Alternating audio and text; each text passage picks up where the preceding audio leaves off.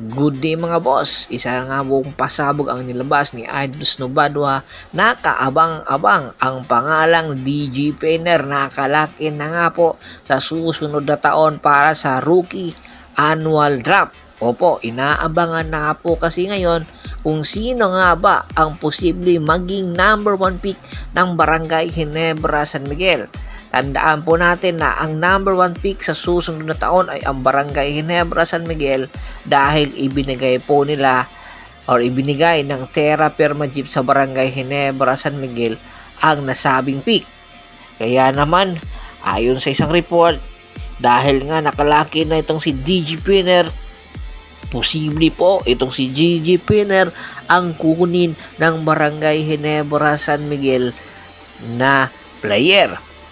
Sa height nitong 6'5" at sa kanyang athleticism at sa kanyang napakagandang resume ay hindi katakataka na pagka-interesan ito ni Coach Tim Cone. Tandaan po natin, European masasabing veteran na po ito at nakapaglaro po ito, huling nakapaglaro rather sa strong group para kay Charles Chu.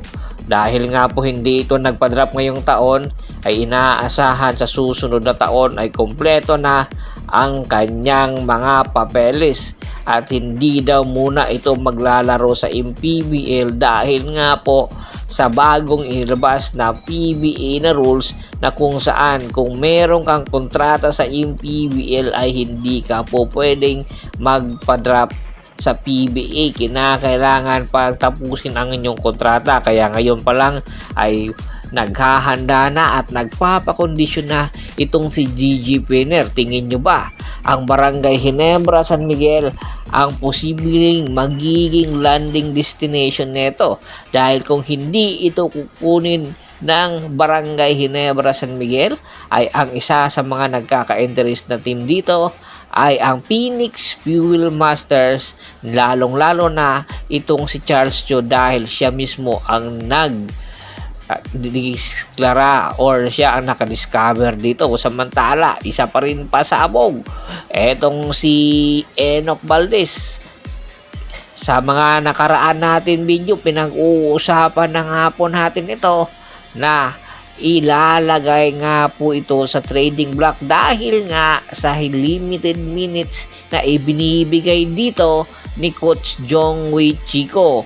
Matatandaan po sa pagsisimula po ng Jongwei Chico sa NLEX Road Warriors ay hindi na nga po nakitaan pa ng minuto itong si Enoch Valdez, pero noong si Frankie Lim pa po ang humahawak ng NLEX ay napakaganda ng ipinapakita ng batang ito, dahilan para mag-request na nga ito na magpalipat ng ibang kupunan at ang possible destination ay ang Barangay Ginebra San Miguel.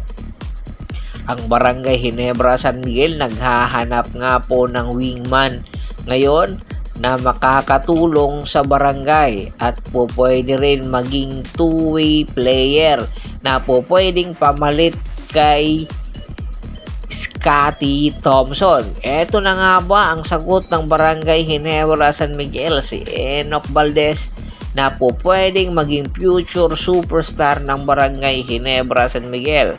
Sa kanyang kakayahan, sa kanyang athleticism, ay napakalaking maitutulong nito para sa Barangay Ginebra San Miguel.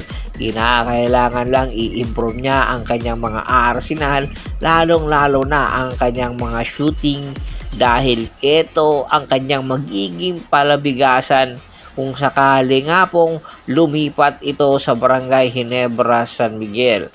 Ang tanong, sino ang pwedeng pakawalan or ipakawala na player ng Barangay Ginebra San Miguel para nang sa ganoon maging kapalit nitong si Enoch Valdez?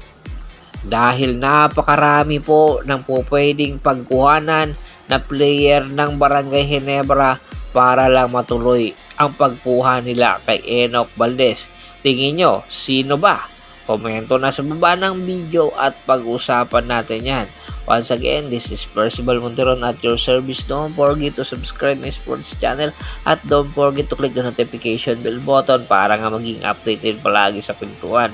At bago pa man natin tapusin ang ating kwentuhan, shoutout muna tayo sa ating mga solid na followers na lagi pong sumusuporta palagi sa atin, kay Kagawad Kat sa Kinudukusin ng Hagonoy, Bulacan, Anthony Lucky Alon at sa Lucky Alon family, Yornel Belches, Ricky Lanza ng Ricky Rider TV ng Tansa, Cavite, at si Mr. Julius Roche. Pakibisita na rin po ng Facebook page ko na Hapres PH3, Boss Tor at Paul Goso para po sa mga karagdagan sports balita. Hanggang sa muling kwentuhan, maraming salamat po.